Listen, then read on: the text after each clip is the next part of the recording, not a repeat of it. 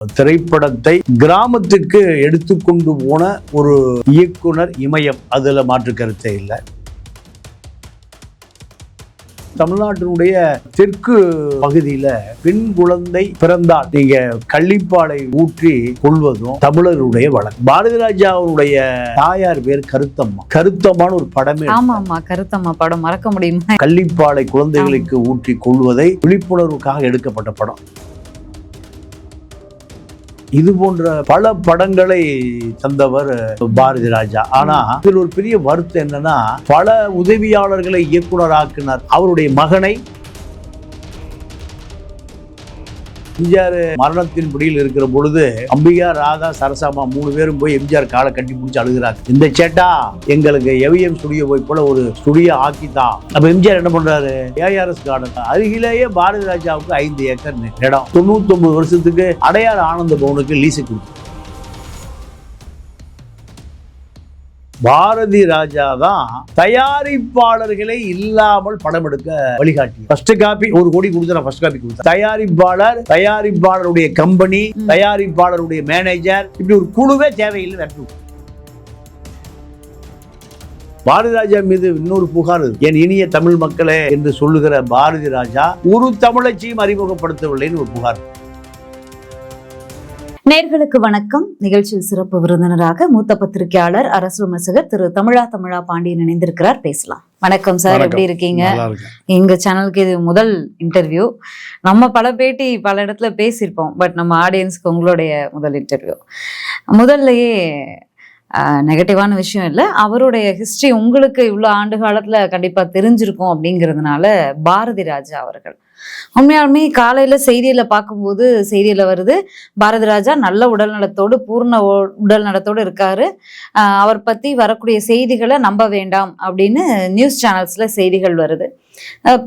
பல சேனல்ஸ்ல நீங்களே கூட ஒரு சேனல்ல பேட்டி கொடுத்துருக்கீங்க, அவர் உடல்நிலை ரொம்ப மோசமா இருக்காரு அப்படின்னு கொடுத்துருக்கீங்க.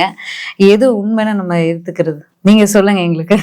இல்ல, பாரதி ராஜா மருத்துவமனையில் அனுமதிக்கப்பட்டிருக்கிறார். அவர் 100 ஆண்டு காலம் வாழ வேண்டும் என்பதுதான் நம்முடைய எல்லாருடைய ஆசை. இப்போ அவர் ஒரு ஆபத்தான ஒரு கட்டத்தை தாண்டி விட்டாலும், ஆனால் தொடர்ந்து மருத்துவ கண்காணிப்பில் தொடர்ந்து இருக்க வேண்டிய தேவை வந்திருக்கு. இப்போ அவரை பொறுத்த வரைக்கும் ஒரு பெரிய இயக்குனர், அதில் ஒரு மாற்று கருத்து இல்லை. நீங்கள் திரைப்படத்தை கிராமத்துக்கு எடுத்துக்கொண்டு போன ஒரு இயக்குனர் இமயம், அதில் மாற்று கருத்தே இல்லை.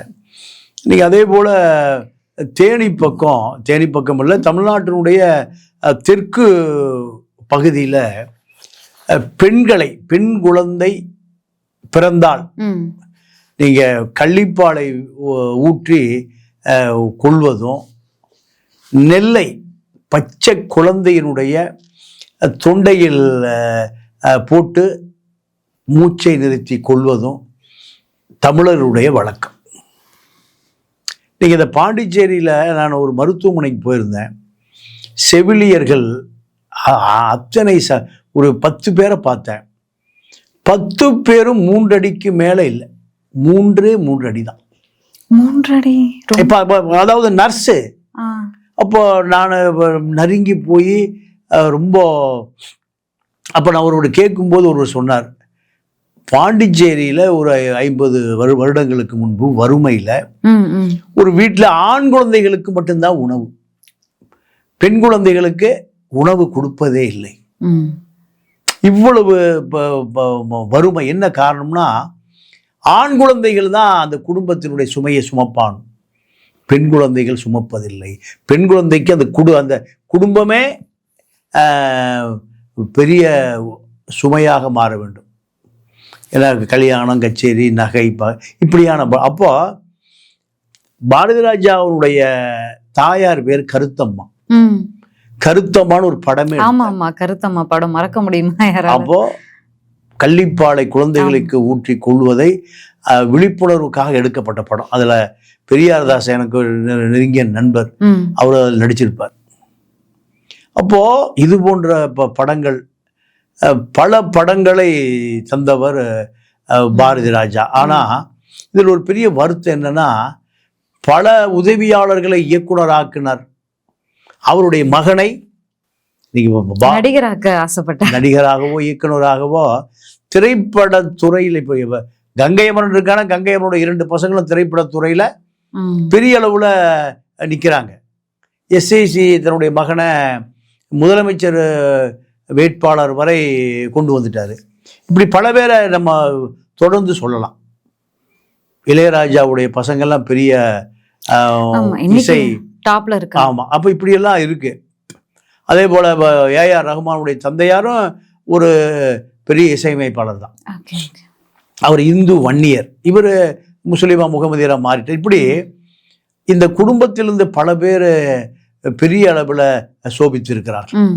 ஆனால் பாரதி ராஜா பொறுத்த வரைக்கும் தன்னுடைய மகன் பெரிய அளவில் நடிகராக கொண்டு வந்தார், பெரிய அளவில் சோபிக்காம இறந்து போயிட்டார். இந்த வருத்தம் அவருக்கு ஒரு மிகப்பெரிய வருத்தம். இரண்டாவது, எம்ஜிஆர் காலத்தில் எம்ஜிஆரால் விரும்பி ஏஆர்எஸ் கார்டன் இன்னைக்கு வந்து வடசெல்வாகத்தில் 5 ஏக்கர், அதுக்கு பக்கத்திலே அவருக்கு ஒரு 5 ஏக்கர் எம்ஜிஆர் கொடுத்தார். இன்னைக்கு அந்த இடம் 500 கோடிக்கு போகும். பாரதி ராஜாவுக்கு நீங்க எம்ஜிஆர் மரணத்தின் பிடியில் இருக்கிற பொழுது அம்பிகா, ராதா, சரசாமா 3 பேரும் போய் எம்ஜிஆர் காலை கட்டி பிடிச்சி அழுகிறாங்க. இந்த சேட்டா எங்களுக்கு எவிஎம் ஸ்டுடியோ போய் போல ஒரு ஸ்டுடியோ ஆக்கித்தா, உங்களுக்கு ஒரு நீண்ட கால ஆசை.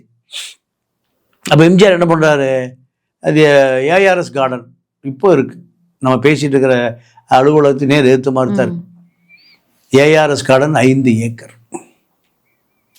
அதுக்கு அருகிலேயே பாரதி ராஜாவுக்கு 5 ஏக்கர் இடம். அதை வந்து அவர் 99 வருஷத்துக்கு அடையார் ஆனந்த பவனுக்கு லீஸை கொடுத்துட்டார். அது அதோட முடிஞ்சு போச்சு. அது அப்போ இப்படி பொருளாதார சிக்கலும் அவரே ஏற்படுத்தி கொண்டது. பொருளாதார சிக்கலும் அவரே ஏற்படுத்தி கொண்டது. அப்போ இரண்டாவது, நீங்க ஒரு பாரதி ராஜா தான் தயாரிப்பாளர்களே இல்லாமல் படம் எடுக்க வழிகாட்டியவர். ஃபர்ஸ்ட் காப்பி 1 கோடி கொடுத்தார, ஃபர்ஸ்ட் காப்பி கொடுத்தார. தயாரிப்பாளருடைய கம்பெனி, தயாரிப்பாளருடைய மேனேஜர், இப்படி ஒரு குழுவே தேவையில்லை வெட்டி விட்டார். ஒரு படம், இதுதான் கதை, இதான் ஹீரோ, இதான் ஹீரோயினி, இது காமெடி, காசை கொடு படத்தை தர்றேன். இதுதான் அந்த சினிமா அழிந்து போவதற்கு காரணமா போச்சு. இப்ப விக்ரம தன்னுடைய மகனை பெரிய ஹீரோவாக்க சொல்லி ஒரு கதையை சொல்லி பாலாட்ட கேட்கிறாரு. பாலாட்ட கோடிகளை கொடுக்குறாரு. பாலா கோடிகளை கொடுக்காம ஒரு பெரிய கேடி. விக்ரமுடைய மகன் படம் எடுக்கவே இல்லை. அதோட அந்த பணமும் போச்சு, படமும் சோபிக்கல. இது தவறான முன்னுதாரணத்தை முதலில் திரைப்படத்துறைக்கு கற்றுக் கொடுத்தவரே பாரதி ராஜா தான். ஏன்னா ஏவிஎம் சரவணன் இறப்பதற்கு முன்பு சொன்னார், சினிமா முதல்ல முதலாளிகளிடம் இருந்தது, இப்போ கதாநாயகன் போச்சுன்னார். 200 கோடி சம்பளம், படத்தினுடைய முக்கால் பட்ஜெட்டை ஹீரோவோ வாங்கிறார். எப்படி படம் ஓடும்? இப்போ அஜித்துக்கு மார்க்கெட்டே இல்லை, அஜித்துக்கு 200 கோடி ரூபா கொடுத்தா எங்க விற்கிறதுன்னு ஒரு தயாரிப்பாளர் கேட்கிறார். இப்போ இதற்கான முதல் பிள்ளையார் சொல்லிய பாரதி ராஜா தான். பாரதி ராஜா பொறுத்த சினிமா மீது கொண்ட ஆசையால் சுகாதார ஆய்வாளராக தேனியில் இருந்த சின்னச்சாமி கிளம்பி சென்னைக்கு வர்றாரு. கடுமையான போராட்டம். முதல்ல நடிக்கணும்னு வர்றாரு, அது நடக்கல. இயக்குனராக வரணும்னு கர்நாடகாவை சேர்ந்த டைரக்டர் புட்டநாட்டை போய் திரைப்பட இயக்கத்தை கற்றுக்கொள்கிறார். கற்றுக்கொண்டு பல பிரம்மாண்ட நடிகர்களை எல்லாம் உருவாக்கியவர் தான் பாரதி நடிகர்கள். ஆனால் தன்னுடைய அந்திம காலத்துல திரைப்படத்துறையை விட்டு வெகு தூரம் விலகி விட்டார். கடைசி காலத்துல அவர் எடுத்த படம் பூராமே ஒன்னும் பெருசா ஓடல. நடிகரா கன்வெர்ட் ஆகி படம் ஓடல, நம்ம டேஸ்ட் மாறிடுச்சு போன்றது புரிஞ்சுட்டு ஒதுங்கிட்டார். ஆனா பொருளாதார ரீதியா பல கோடிகள் அவருக்கு சம்பளமாக கொடுக்கப்பட்டது. எம்ஜிஆர் காலத்தில் நிலங்களாக சொத்துக்களாக கொடுக்கப்பட்டது. இப்ப விசாரிச்சா ஒரு பொருளாதார கஷ்டத்தில் இருக்காருன்னு சொல்றாங்க. ஆமா, அது ஒரு விஷயம் கேள்விப்பட்டோம். ஏன்னா அவர் பேரை சொல்லி பாரதி ராஜா அவர்கள் வந்து சீரியஸா இருக்காரு, அவர் ஹாஸ்பிட்டல் அட்மிட் பண்ணிருக்கோம், செலவுக்கு காசு இல்லைன்னு சொல்லி ரஜினி சூப்பர் ஸ்டார் வரைக்கும், கமல்ஹாசன் வரைக்கும் மெசேஜ் அனுப்பி பணம் கேட்டெல்லாம் இருக்காங்க. கடைசியில பார்த்தா அது யாரும் பணம் போட வேணான்ற உறுதித்தன்மை ஒண்ணு வந்துச்சு.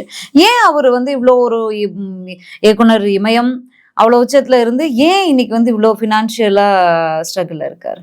நீங்க இந்த திரைப்பட நடிகர்கள், இயக்குநர்கள் பொருளாதார ரீதியாக தன்னை நிறுத்தி கொள்வதே இல்லை. இப்படியே பணம் வரும், இப்படியே வாழ்க்கை ஓடும், இப்படியான ஒரு நினைவுதானே தவிர, நீங்க பழம்பெரும் நடிகை சாவித்திரி கடைசியில ரொம்ப வறுமையில் தான் இறந்தாங்க. இப்போ சரோஜா தேவி, கேஆர் விஜயா பொறுத்த வரைக்கும் நீங்க வசதி வாய்ப்போடு இருக்கிறாங்க. கேஆர் விஜயெல்லாம் அந்த காலத்திலேயே தனி விமானம் வச்சிருந்தாங்கல்ல. நான் இல்ல, அதாவது தனி விமானம்னா கேஆர் விஜயாவுடைய கணவர் கேஆர் விஜயா வேலாயுதம் நாயருக்கு 2வது மனைவி. அவரு தான் விமானம் வச்சிருந்தார். ஆமா, அந்த காலத்திலேயே அவரு பல 100 கோடிகளை மோசடி செய்த சுதர்சன் சிட் ஃபண்ட்ஸ். இப்போ இந்த அனுபவ பிளான்டேஷன் பண்றாங்கல்ல, இந்த ஆருத்ரா கோல்டு, அதே போல அந்த காலத்திலேயே பல 100 கோடிகள், 100 கோடினா அது பல 1000 கோடி சுதர்சன் சிட் ஃபண்ட்ஸ்னு நிறைய டெபாசிட் வாங்கிட்டு எவனுக்குமே கொடுக்கல. ஸ்பென்சர் நிறுவனம் அவங்களுக்கு தான், வேலாயுத நாயர் தான். அப்போ அவர் ஒரு பெரிய சட்டவிரோத கடத்தல்காரர் கூட சொல்லுவாங்க. இதற்காகத்தான் கேஆர் விஜயா பயன்படுத்தப்பட்டாருங்கிற செய்தி கூட ஒரு 25-30 வருஷம் முடிய செய்தியெல்லாம் வந்தது. அப்ப அவர்களெல்லாம் பொருளாதாரத்தை தக்க வைத்துக் கொண்டார்கள். அம்பிகா ராதா அவர்களே எவ்வளவு செட்டில். இன்னைக்கு அம்பிகா ராதாவுடைய சொத்து மதிப்பெல்லாம் பல 1000 கோடிகளை தாண்டும். திருவனந்தபுரத்துக்கு ஏர்போர்ட் பக்கத்துல பெரிய 5 நட்சத்திர ஹோட்டல், பம்பாயில ஹோட்டல், பெரிய பெரிய காட்டேஜுகள்.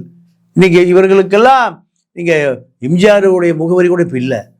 அம்பிகா ராதாவுடைய சொத்துக்கள் பல 1000 கோடி, பல 5 நட்சத்திர ஹோட்டல், ரெசார்ட்டு, பண்ணை வீடுகள், இப்படி. அப்போ இதில் அப்போ பாரதி ராஜா பொறுத்த வரைக்கும் தன்னுடைய மகனும் ரொம்ப பொருளாதார சிக்கல் இருந்தார்னு அவர் இறக்கும்போது சொன்னாங்க. சரியான மருத்துவமனையில் சிகிச்சை எடுக்க முடியாமல் மனோஜ் கஷ்டப்பட்டார்னு சொன்னாங்க. அப்போது இந்த சராசரி யதார்த்த உலகத்துக்கு இவர்கள்லாம் வருவதே இல்லை. இவர்கள்லாம் சினிமாவில் எப்படி ஒரு கற்பனை உலகமோ அதே போல நிஜ வாழ்க்கையிலும் கற்பனை உலகம். ரொம்ப அடித்தட்டிலிருந்து வர்றாங்க. பணம் வந்த பிறகு, புகழ் செல்வாக்கு வந்த பிறகு இதுதான் உண்மையான வாழ்க்கைன்னு நினைக்கிறேன். யதார்த்த வாழ்க்கை நீங்க கீழே இருக்கு. பணம் இல்லைன்னா கார் டிரைவர் கூட மதிக்க மாட்டான். இந்த புகழ் எதுக்கும் ஆகாது. கடைசி கட்டத்தில் நடிகர் சந்திரபாபு தன்னுடைய தாய்க்கு ஒரு 100 ரூபா செலவு கொடுக்க முடியலன்னு பதிவு பண்றார். 100 ரூபா. அவ்வளோ பெரிய நடிகர், தயாரிப்பாளர், மாடி வீட்டு ஏழை பட தயாரிப்பு. நீங்க மாடிக்கே ஸ்டேர் கேஸுக்கு அப்படி கார் போகுமா சந்திரபாபு. அவர் ஒரு ஆங்கிலேய இந்திய பெண்மணியை திருமணம் செய்கிறாரு. அது ஃபெயிலியர் ஆயிருது. அது பிறகு முழு மது துணை இல்லாமல் வாழ முடியாமலைக்கு போயிடுறாரு. இப்போ அதே குற்றச்சாட்டு தான் பாரதி ராஜா மேலேயும் சொல்றாங்க. மகனுடைய மரணத்திற்கு பிறகு, மனோஜ் அவர்களுடைய மரணத்திற்கு பிறகு அவருக்கு மதுவின் துணையோடு தான் வேற சரி பண்ணவே முடியல. அவரை மருத்துவர்கள் அவரை மது இல்லாமல் அவரை பார்க்கவே முடியலைங்கிறார். அது ஒரு காரணம்.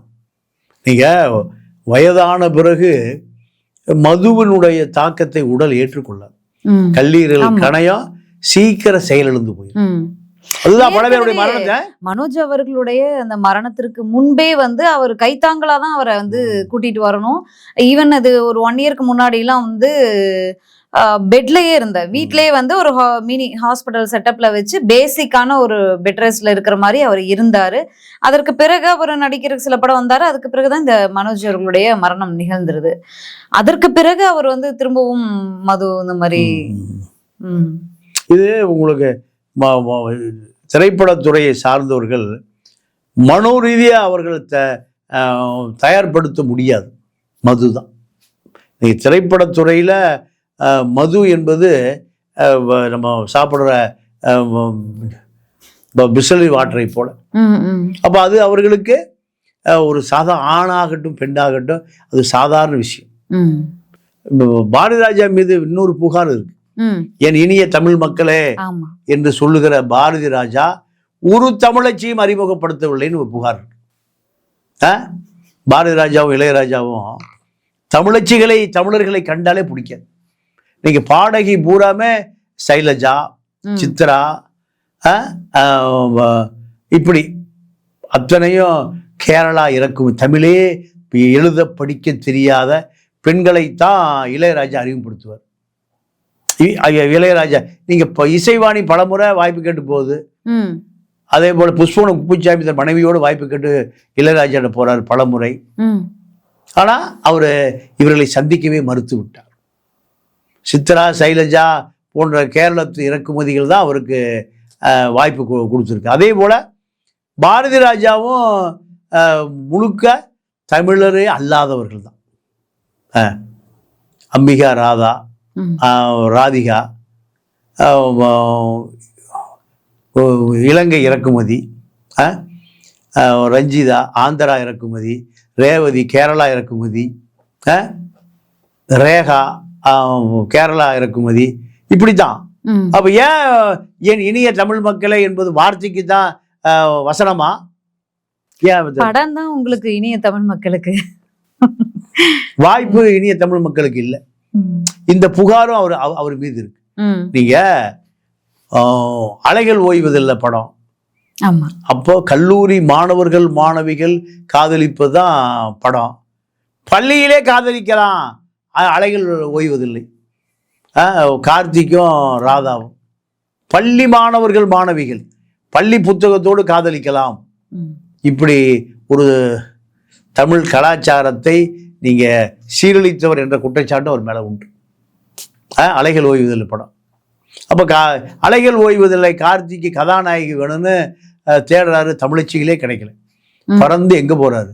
திருவனந்தபுரம் போறாரு. உதயச்சந்திரிகா என்ற அம்பிகாவினுடைய சகோதரி ராதாவை கூட்டிட்டு வர்றாரு. நீங்க தமிழச்சி மூஞ்சி வேணுங்கிறாங்க, அம்பிகா கேரளா மூஞ்சி. அப்போ கேரளாவில் போய் தமிழச்சிகளை தேடுகிறார். கேரளாவில் போய் உதயச்சந்திரிகாவை திருவனந்தபுரத்தில் போய் தமிழ் முகத்தோடு ஒரு நடிகை வேணும்னு தேடுற. ஏன் 8 கோடி தமிழர்களில் ஒரு தமிழச்சியே இல்லையா? நீங்க கலாச்சார சீரழிவு. நீங்க இந்த பிஆர்ஓக்கள்லாம் இருக்கான்ல, ஒரு தமிழரையும் தமிழச்சியும் நீங்க சிரிப்பு நடிகராக கூட வந்து விட முடியாது. மனோரமா நாடகத்திலிருந்து வருது. கோவை சரளா கேரளா இறக்குமதி. அப்ப காமெடி நடிகைகள் கூட தமிழச்சி வந்து விடக்கூடாதுன்னு இந்த பார்ப்பன பிஆர்ஓக்கள் கொஞ்சம் பேர் இருக்கு, அவர்கள் விடவே மாட்டான். இதெல்லாம் திட்டமிட்டு RSS-ஆல் தொடர்ந்து கண்காணிக்கப்பட்டு அது நடைமுறைக்கு கொண்டு வரப்படுகிறது. அதுல பாரதி ராஜா இளையராஜா 2 பேருமே 100க்கு 100 பிற மொழியாளர்களை, நீங்க கலைக்கு மொழி இல்லைன்னு சொல்லுவதெல்லாம் தவறு. தமிழச்சியை பஞ்சாப்கார ஏத்துக்கோனா இல்ல. இப்ப இன்னைக்கு இங்க தமிழ்நாட்டுல இருந்தும் சரி நடிக்கிறதுக்கெல்லாம் வந்து கலைத்துறைக்கு நிறைய பேர் வராங்க, வாய்ப்பு கொடுக்கறது இல்ல, தமிழர்களுக்கு வாய்ப்பு கொடுக்க மாட்டாங்க, ஏன் நடிகைகள்லாம் தமிழ்ல வரக்கூடாதான்னு இன்னைக்கு நிறைய பேர் பெண்கள் வந்து சினிமா துறைக்கு வந்துட்டு கேள்வி கேட்கறாங்க. ஆனா அன்னைக்கு பீரியட்ல தமிழ்ல இருந்து வந்தாங்களா கதாநாயகிகள்ங்கிறதே நமக்கு கேள்விக்குரியாதான். ஏன்னா சினிமாவே ஒரு ஆபத்தா பார்த்த அனுமதிப்பது இல்ல. பானுமதி கல்யாணம் திருமணம் முடிச்சிட்டு வரலையா? நீங்க வாய்ப்பு கொடுப்பதே இல்லை. இந்த பாலச்சந்திர நீங்க ஜெமினி கணேசன் பார்ப்பனர் என்ற ஒரு காரணம் தானே தவிர, நீங்க அவரு பேரு சாம்பார், ஜெமினிக்கு பேரு சாம்பார். காரணம் அவர் ஜெமினி ஸ்டுடியோவில் வேலை பார்க்கிறார், அதான் ஜெமினி கணேசன். அப்ப அவர்கள் அந்த பார்ப்பனரை முன்னிறுத்துறாங்க. படம் ஓடுதோ ஓடலையா, எத்தனை படம் எடுத்தாரு ஜெமினி. அப்போ இதெல்லாம் திட்டமிட்டு பாலச்சந்தரை போன்ற நீங்க நாடக உலகம் பூரா யார்கிட்ட இருந்து பார்ப்பனத்தை இருந்து ஷோகிட்ட எஸ்வி சேகர், ஒய்ஜி மகேந்திரன், ஏன் வேற ஆளே இல்லையா? தமிழனே இல்லையா? சுந்தரதாஸ் சுவாமிகள் நாடகம் பார்த்தா கர்ப்பிணி பெண் கர்ப்பம் களைஞ்சு ஓங்குறாங்க, அவ்வளவு தத்ரூவா நடிப்பார்.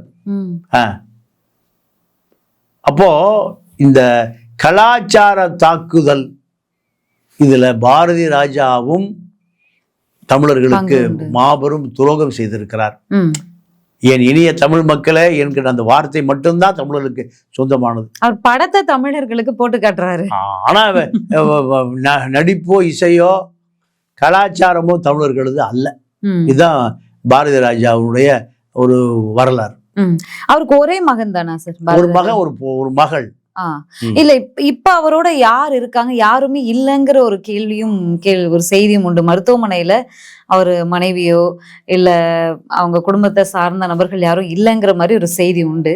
இது இல்ல, அது அவங்க மக மதுரையில் இருக்காங்க, இங்க தேனி பக்கம் இருக்காங்க, அவங்க கணவனோட இருக்காங்க. இவர் மனைவியும் கொஞ்சம் வயதானவர்கள். அதனால மருத்துவமனையில அவர் மட்டும்தான் தனியாக அனுமதிக்கப்பட்டு மருத்துவமனையில சிகிச்சையில இருக்கிறார் என்கிற. ஏன்னா இந்த சொத்துக்கள் இல்லைனால, வறுமை பணம் இல்லைனால உற்றார் உறவினர் சுற்றம் சூழல் எல்லாமே நீங்க அந்நியப்பட்டு போயிடுவாங்க. பணம் இருந்தால் மட்டும்தான். ஜெயலலிதாவுக்கே ஒரு உறவினர் இல்லையே. ஜெயலலிதா மருத்துவமனையில் இருக்கிற பொழுது தீபாவோ தீபக்கோ இல்ல யாரையும் நெருங்க விடல. இல்ல இப்ப நெருங்க விடலைங்கிற ஒரு கதையா இருந்தாலும் ஜெயலலிதாவே ஆரம்பத்திலிருந்து விடலை. நீங்க ஜெயலலிதாவுடைய ரத்த உறவு பெண்ணுன்னு ஒரு அம்மா வந்திருக்காங்க இல்லையா? நான் கேட்குறேன், ஜெயலலிதாவும் எம்ஜிஆரும் இருந்த அந்த பல்லாவரம் பங்களா, 100 கோடி ரூபாய் பெருமானம் உள்ள பங்களா, இப்படி இந்த அம்மா அங்கே இருக்கு? ஒரு கேள்வி இருக்கு இல்லையா? பிரேமா, அந்த அம்மா பேர் ஜெயலலிதா உடைய மகள்னு அந்த அம்மா சொல்லுது. என்ன டிஎன்ஏ டெஸ்ட் எடுங்கன்னு சொல்லுது. ஜெயலலிதாவுடைய ரத்த மாதிரி இருக்கும்ல, என்ன டிஎன்ஏ டெஸ்ட் எடுங்கன்னு அந்த அம்மா சொல்லுது. ஆனால் ஜெயலலிதாவும் எம்ஜிஆரும் சந்தித்துக் கொள்வதற்காக வாங்கப்பட்ட அந்த பல்லாவரம் பங்களா எப்படி இந்த அம்மா கைவசம் போச்சு? அப்படி ஒரு கேள்வி வருதா இல்லையா? இப்ப இங்க எல்லாமே மர்மங்கள், எல்லாமே ரகசியங்கள், பரம ரகசியம், படுவாதக ரகசியங்கள். அதுவும் திரைத்துறை எடுத்துக்கிட்டா பல விஷயங்கள் இருக்கு, மர்மமாவே பல ரகசியங்கள் இருக்கு. அப்போ பாரதி ராஜாவுடைய கோடிக்கணக்கான சொத்து என்ன ஆச்சு? யார்கிட்ட இருக்கு? குடும்ப கஷ்டத்தில் இருக்கு, அவரு கஷ்டத்தில் இருக்காரு. மனோஜ் சரியான மருத்துவமனைக்கு போகாமல் தான் இறந்தாருன்னு சொன்னாங்க. அப்போ இத்தனை கோடிகள் என்ன ஆச்சு? இப்படி விளக்கப்படாத பல மர்மங்களோடு தான் பாரதி ராஜா என்று மருத்துவமனையில் அனுமதிக்கப்பட்டிருக்கார். இல்ல, இப்போ அவரு மருத்துவமனையில் இருக்கும்போது அவங்க மனைவியும் வயதானவங்க தான். பட் இருந்தாலுமே அவங்க அவங்கள வந்து பாரதி ராஜா அவர்களை பார்க்கவோ அவருக்கு பணிவிடை செய்யவோ இல்ல அவர் அருகில இருந்து அவங்களும் வயதானவங்கன்னா கூட அவங்க ரெஸ்ட்ல இருந்து கூட பார்க்க கூட விரும்பாத ஒரு சூழல தான் அவங்க இருக்காங்கன்ற ஒரு செய்தி உண்டு. அது உண்மையா? உண்மைதான், உண்மை. ஏன்னா திரைப்படத்துறையை சார்ந்த பல பேர் நீங்க கடைசி வரை சந்திரபாபு பாட்டு தான், சேர்ந்து வாழ்வத எல்லாம் சேர்ந்து போவதில்லைன்னு ஒரு பாட்டு பாடுவார். சேர்ந்து வாழ்கிற எல்லாரும் சேர்ந்து போவதில்லை, ஒரு நல்ல பாட்டு அது. இப்போ பல பேருடைய குடும்பம் அப்படித்தான் இருக்கு. ஏன்னா நீங்க வயதில் அவர்கள் செய்கிற அந்த திரைமறைவு சமாச்சாரங்கள் அந்த குடும்பம் பெரிய அளவுல பாதிக்கப்படும். அதுல பாரதி ராஜாவும் தப்பவில்லை. இப்படிதான் நம்ம எடுத்துக்கொள்ள வேண்டியிருக்கு. இல்ல, அப்பான்னு சொல்லக்கூடிய சீமானவர்கள் எத்தனை வாட்டி போய் பார்த்தாரு அப்படிங்கறதும் நமக்கு தெரியல. பொறுத்திருந்து பார்க்கலாம். அவர் நடம் பெற்று வரணும் அப்படிங்கறதா நம்மளுடைய வேண்டுகோளும். பார்ப்போம் என்ன நடக்குது. நன்றி.